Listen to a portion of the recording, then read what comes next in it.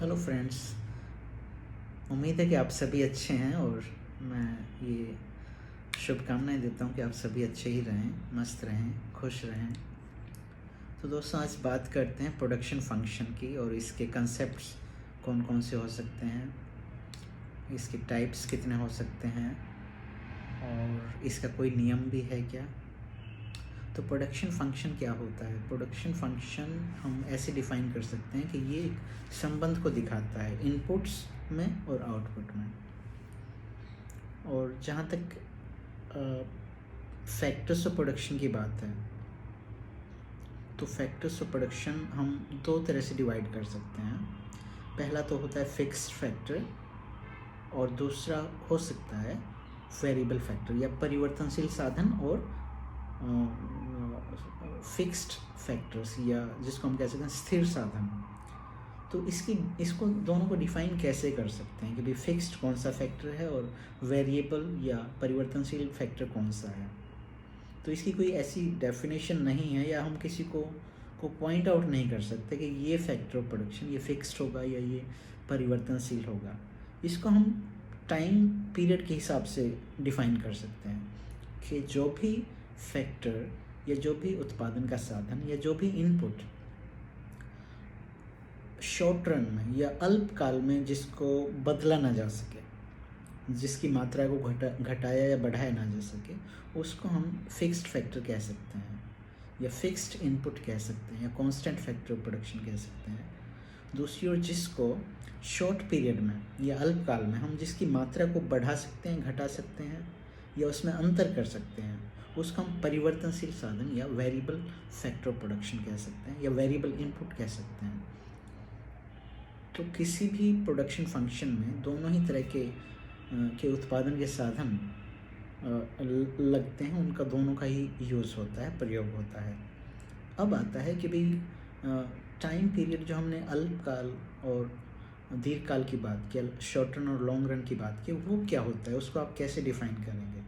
तो हम उसको डिफ़ाइन करने के लिए भी फैक्टर्स ऑफ प्रोडक्शन की बात करते हैं कि भाई ऐसा पीरियड या ऐसा काल जिसमें कुछ साधन, कम से कम एक साधन फिक्स्ड हो या स्थिर हो, उसमें बदलाव ना किया जा सके, तो उस पीरियड को, उस टाइम पीरियड को हम शॉर्ट रन या अल्पकाल कहते हैं। दूसरी ओर ऐसा पीरियड टाइम का जिसमें कोई भी साधन या कोई भी इनपुट फिक्स ना हो, हम सभी में बदलाव कर सकते हैं, तो उस टाइम पीरियड को, वो कितना भी बड़ा हो सकता है, कितना भी छोटा हो सकता है, उसको हम लॉन्ग रन कहेंगे। तो इस तरह से हम इन दोनों ही चीज़ों को, यानी कि शॉर्ट रन और लॉन्ग रन को डिफाइन कर सकते हैं। साथ ही साथ कांस्टेंट और वेरिएबल फैक्टर्स ऑफ प्रोडक्शन को भी डिफाइन कर सकते हैं, एक दूसरे से इंटरलिंक्ड हैं, संबंधित हैं। अब बात आती है कि इनके जो कई कंसेप्ट्स हैं, जो अवधारणाएं हैं उत्पादन की, या वो कौन कौन सी हो सकती हैं। तो पहली होती है टोटल प्रोडक्शन या कुल उत्पादन। इसका मतलब यही होता है कि हम अगर एवरेज प्रोडक्शन को, जो संसाधन लगे हुए हैं, जो वेरिएबल फैक्टर्स लगे हुए हैं, उनकी क्वांटिटी से या उनकी जो यूनिट्स लगी हुई हैं उनसे गुना कर दें, तो हमें जो जो जो निकल के जो आएगा वो टोटल प्रोडक्शन आएगा। Average production into units of variable factors of production. तो दूसरा अब आता है कि एवरेज प्रोडक्शन क्या हो गया। फिर टोटल प्रोडक्शन हमने कर लिया, तो एवरेज प्रोडक्शन को भी डिफाइन करने के लिए हमें देखना होगा कि टोटल प्रोडक्शन को अगर हम जो वेरिएबल फैक्टर्स ऑफ प्रोडक्शन हैं उनकी क्वांटिटी या उनकी यूनिट से डिवाइड कर दें, तो हमारे पास जो भी आएगा, जो भी उत्तर आएगा, उसका हम एवरेज प्रोडक्शन कह सकते हैं। तीसरी और अवधारणा है मार्जिनल प्रोडक्शन। तो मार्जिनल प्रोडक्शन को अगर डिफाइन करें तो मार्जिनल प्रोडक्शन टोटल प्रोडक्शन में आने वाला अंतर है। कब? जबकि हम जो वेरिएबल फैक्टर ऑफ प्रोडक्शन है उसकी मात्रा में या उसकी यूनिट्स में थोड़ा अंतर कर दें। जैसे एक अतिरिक्त इकाई हमने लगा दी फैक्टर की या वेरिएबल फैक्टर की, तो हमारा कुल उत्पादन बढ़ जाएगा। हो सकता है, ये पॉसिबिलिटी है कि वो बढ़ जाए थोड़ा सा। तो जो बढ़ोतरी हुई है उसको हम मार्जिनल प्रोडक्ट कहेंगे उस फैक्टर का। तो इस तरह से इन तीनों ही अवधारणाओं को या इन तीनों ही कंसेप्ट्स को हम डिफाइन कर सकते हैं, इनको बता सकते हैं, इनका मतलब समझ सकते हैं। तो अब बात हम कर सकते हैं कि लॉस ऑफ प्रोडक्शन क्या कहते हैं इस बारे में, कि भाई कि उत्पादन का नियम कौन सा होगा, कैसे उत्पादन काम करेगा या कैसे नहीं करेगा। तो इसमें बात आती है जो इस टॉपिक से संबंधित है, वो है रिटर्न्स टू इफेक्टर या law of variable proportions. Law of variable proportions यानी कि बदलते अनुपात या परिवर्तनशील अनुपात के नियम। इसमें रिटर्न्स टू इफेक्टर यानी कि एक संसाधन का प्रतिफल क्या होगा, किस तरह से काम करेगा। जैसे जैसे हम पूरे संसाधनों का अनुपात बदलते हैं या एक अतिरिक्त संसाधन को लगाते हैं, परिवर्तनशील साधन को, तो उत्पादन बढ़ेगा। तो उसकी बढ़ने की दर क्या होगी और वो कहाँ तक बढ़ेगा, किस दर से बढ़ेगा, और बढ़ेगा बढ़कर एक हाईएस्ट लेवल पे पहुँचेगा तो कब पहुँचेगा, उसके बाद वो गिरेगा तो क्यों गिरेगा, किस कारण से गिरेगा, क्या कारण उसके रहेंगे। तो ये सारी बातें हम लॉज ऑफ वेरिएबल प्रोपोर्शन में देखते हैं। और हम कह सकते हैं कि रिटर्न्स टू इफेक्टर, इसको एक और नाम दिया गया जो कि इसका अल्टरनेट नाम है, तो उसमें इसको डिफाइन या उसको एक्सप्लेन कर सकते हैं।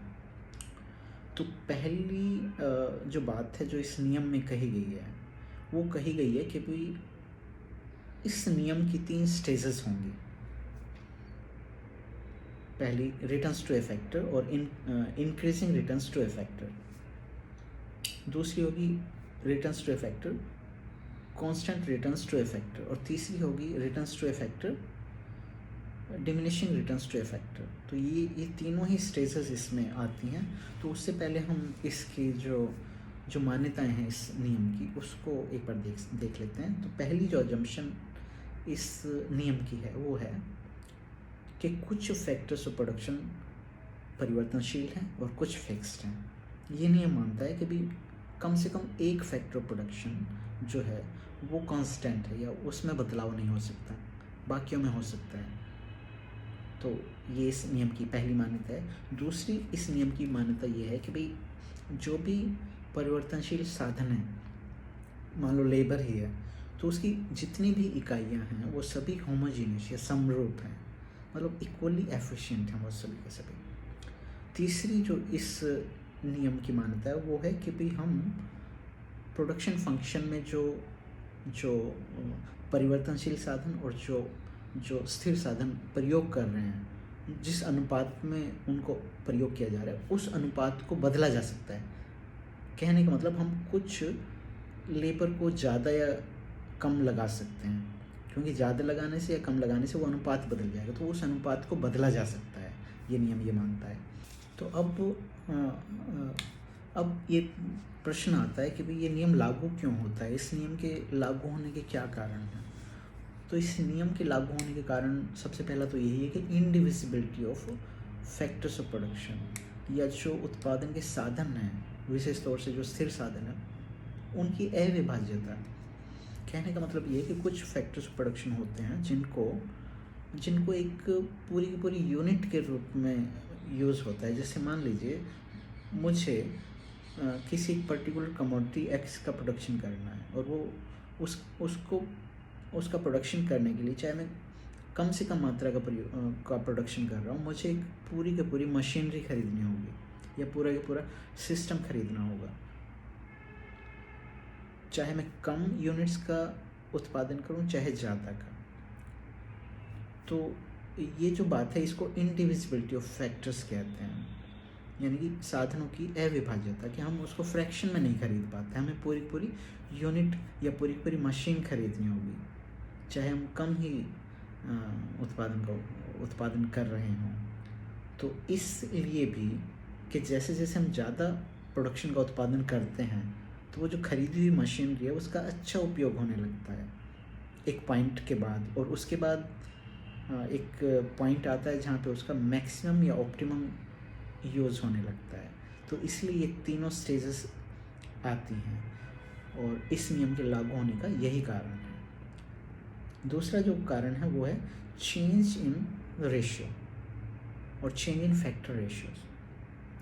तो दूसरा कारण जो है वो है संसाधनों की का जो अनुपात है उसमें बदलाव आ सकता है या आता है। सही बात है